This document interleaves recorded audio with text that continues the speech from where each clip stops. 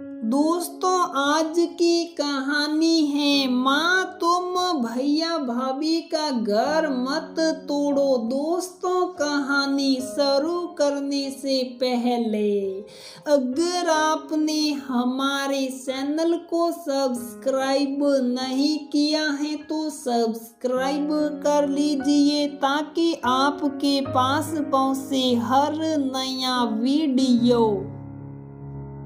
गरिमा, आजा बेटा, थोड़ी देर बाहर बैठते हैं। सुधा जी ने अपनी बेटी को आवाज दी। नहीं मम्मी, मेरा दिल नहीं कर रहा बाहर आने का, गरिमा ने अंदर से ही जवाब दिया। सुधा जी अंदर गई और गरिमा के सिर पर प्यार से हाथ फेरती हुई बोली, बेटा चिंता मत कर, सब ठीक हो जाएगा। दामाद जी बहुत समझदार हैं, वो तो बस तेरी सास ने ही कुछ गलत पट्टी पढ़ाई होगी तभी तुझ पर हाथ उठाया। गरिमा सुधा जी की बेटी है और अभी कुछ महीने पहले ही ससुराल से अपने मायके आ गई क्योंकि उसके पति ने उस पर हाथ उठाया।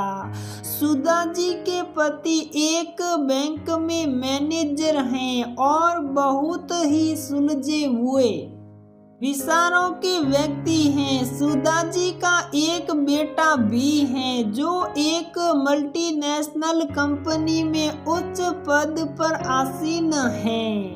उसका अपनी पत्नी से तलाक का केस चल रहा है। माँ, आपको नहीं पता कि मेरे ससुराल वाले कितने लालची हैं। शादी में आपने मुझे जो भी सामान दिया उसे वो घटिया बताते हैं। मेरी सास घर का सारा काम मुझसे करवाती हैं, पर क्यों तेरी ससुराल में तो दो नौकर हैं। सुधा जी हैरान होकर पूछा, 2 नौकर थे माँ, पर अब एक भी नहीं है। उन्हें एक नौकरानी जो मिल गई।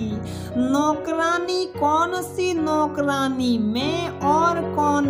मैं ही अब उस घर की नौकरानी हूँ। वो लोग घर के सारे काम मुझसे ही करवाते हैं। मैं सुबह 5 बजे उठकर सबके लिए चाय बनाती हूँ, उसके बाद नाश्ता, फिर घर की सफाई करती हूँ, कपड़े धोती हूँ। इतना काम करते करते दोपहर हो जाती है। फिर मैं दोपहर का खाना बनाती हूँ। आपका पता है कई बार तो मुझे दिन में खाना खाने का भी समय नहीं मिलता। कब सुबह से रात हो जाती है इसका मुझे पता भी नहीं चलता। गरिमा अपना हाल माँ को बताकर अपना दिल हल्का कर रही थी। क्या दामाद जी कुछ नहीं बोलते अपनी माँ को? नहीं माँ, वो अपनी माँ की बहुत इज्जत करते हैं, इसलिए उनके आगे वो कुछ भी नहीं कहते। एक बार मेरी कमर में बहुत दर्द था तो उन्होंने मुझे काम छोड़कर आराम करने को कह दिया। फिर क्या हुआ? फिर क्या था माँ? उन्होंने इनका नाम ही जोरू का गुलाम रख दिया और रोज किसी न किसी बात पर मुझे ताना दे देती कि जा, तू थक गई होगी, सो जा जाकर। बड़ी जालिम है तेरी सास तो, जो बहू को इंसान नहीं बस काम करने वाली मशीन समझती है। मैंने तुझे इतनी नाजों से पाला और उसने तुझे नौकरानी बना दिया। अच्छा किया जो तू यहाँ आ गई। तेरी सास को जब घर का काम अकेले करना पड़ेगा तो उसकी अक्ल ठिकाने आएगी। फिर देखना कैसे भागे भागे आएंगे तुझे लेने। सुधा जी गुस्से में कहा, माँ एक बात तो मैं बताना ही भूल गई आपको। क्या? सुधा जी बड़ी उत्सुकता से पूछा। माँ जी मुझे फोन भी नहीं रखने देती। वो कहती हैं कि तू सारा दिन अपने घर वालों से हमारी चुगलियाँ करती है और घर की सारी खबर उन्हें देती रहती है। वो जरूर तुझे हमारे खिलाफ भड़काते होंगे। इसलिए अगर फोन करना हो तो लैंडलाइन से कर लिया कर, जिससे वो मेरी बातें सुन सके जो मैं आपसे करती हूँ। क्योंकि हमारा लैंडलाइन ड्राइंग रूम में रखा है। हे भगवान, आजकल के जमाने में जब फोन हमारी जरूरत बन गया है वो तुझे फोन भी नहीं रखने देती। कमाल है ये। तो माँ अब क्या क्या बताऊँ आपको। वो तो मुझे मेरे ससुर और सासा ससुर से घूंघट भी करवाती हैं। तेरी ससुराल वाले तो बहुत दकियानूसी विचारों वाले निकले। कहने को तो पूरा परिवार पढ़ा लिखा है, बड़े शहर में रहते हैं। सुधा जी ने नफरत दिखाते हुए कहा, माँ एक बात कहूँ, आप बुरा तो नहीं मानोगी। गरिमा ने सकुचाते हुए कहा, बोल बेटा, मैं तेरी बात का क्यों बुरा मानूंगी।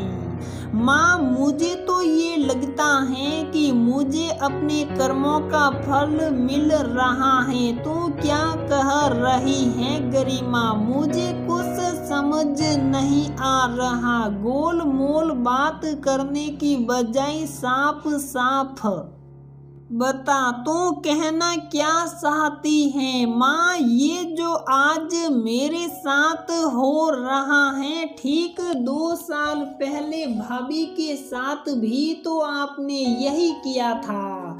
गरिमा ने उन्हें याद दिलाया। बेटी के मुंह से ये सब सुनकर सुधा जी इस्बंद रह गई और वहीं फर्श पर धम से बैठ गई। गरिमा ने उन्हें उठाया और सोफे पर बिठाया।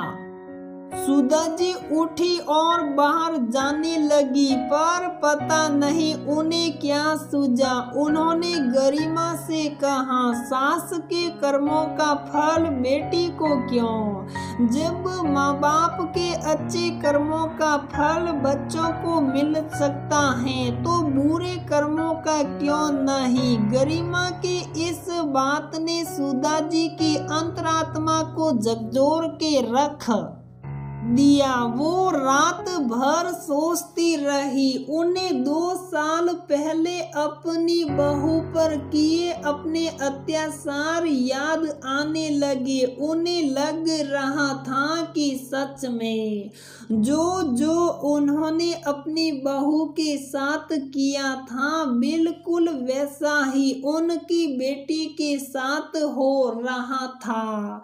उन्होंने अपने आप से कहा कि क्या सचमुच गरिमा को मेरे कर्मों का फल मिल रहा है। अगर ऐसा है तो मैं इसका प्रायश्चित करूंगी। वह सुबह उठी और अपने बेटे को लेकर उसके ससुराल चली गई। बेटे ने उन्हें समझाया भी कि उसका तो तलाक का केस चल रहा है, परंतु वह नहीं मानी।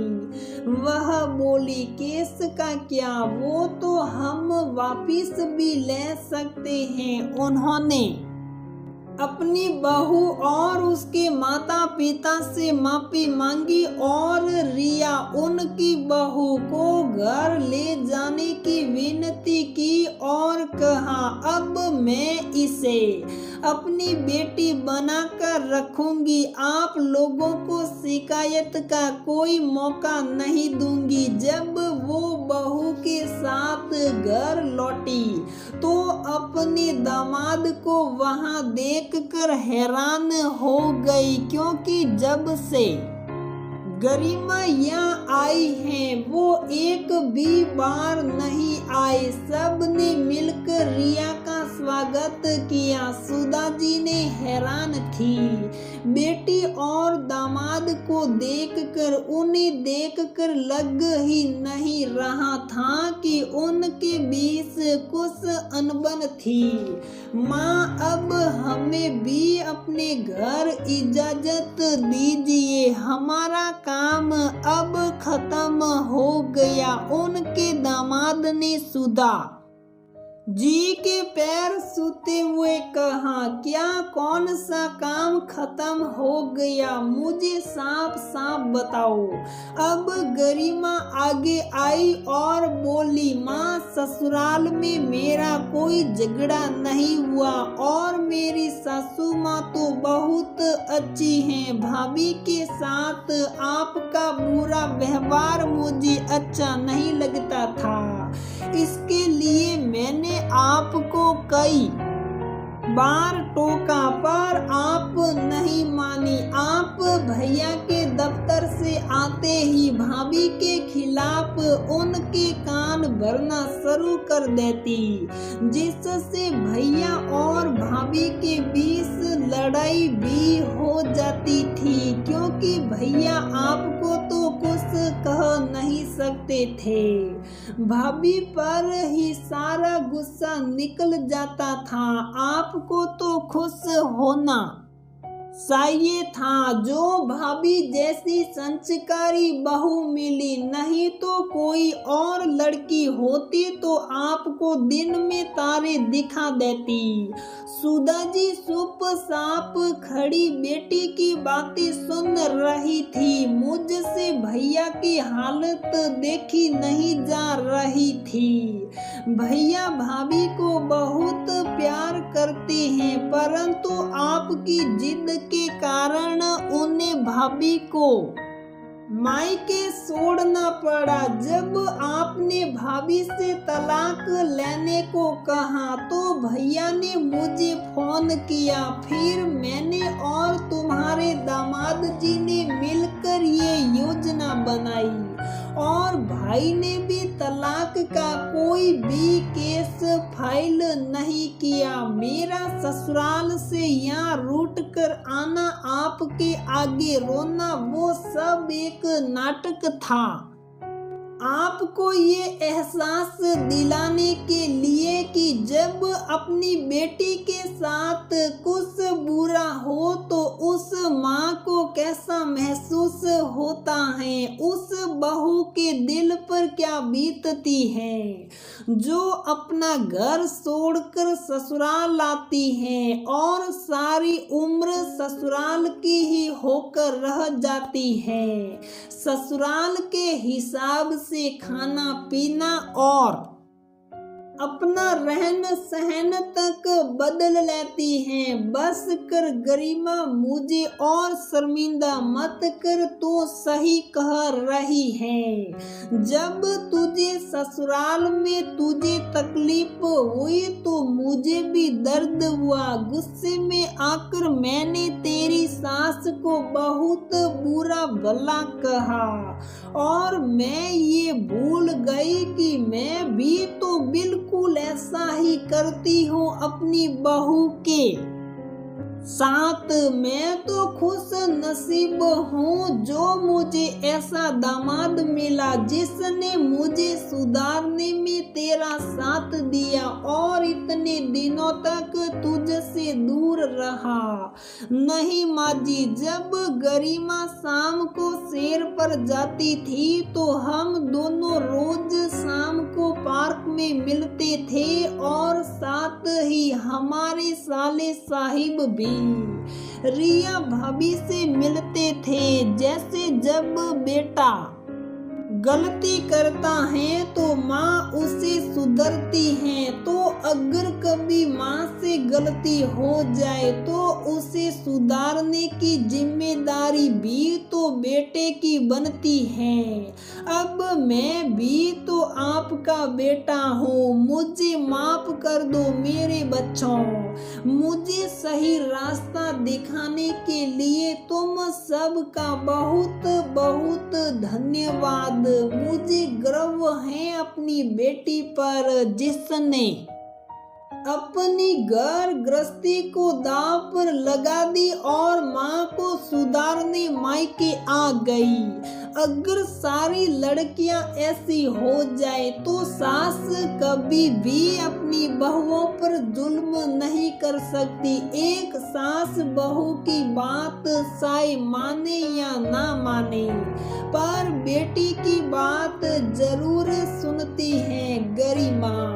मुझे तेरी कर्मों का फल वाली बात हमेशा याद रहेगी, क्योंकि उसी के कारण मेरी आंखें खुली। ये कहकर वो बहुत भावुक हो गई और रोने लगी। रिया और गरिमा ने उन्हें चुप करवाया और उनके गले लग गई। गरिमा बोली, देर आए दुरुस्त आए। अब इतने दिनों बाद जब सभी बहुत खुश हैं तो एक सेल्फी तो बनती है ना। इसके साथ ही वहाँ का माहौल खुशनुमा हो गया। तो दोस्तों, हमारी ये कहानी यहीं पर समाप्त होती है। अगर आपको हमारी ये कहानी पसंद आती है तो प्लीज वीडियो को लाइक करें, शेयर करें और हमारे चैनल को सब्सक्राइब जरूर करें।